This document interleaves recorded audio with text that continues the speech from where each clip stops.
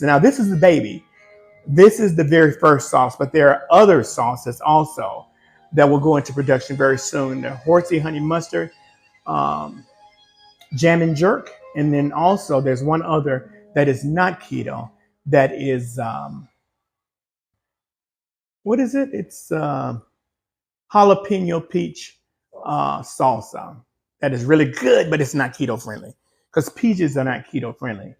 But baby, you can put that sauce on anything. A lot of fishes, whitefish, salmon, just whatever. It is good, even on a barbecue.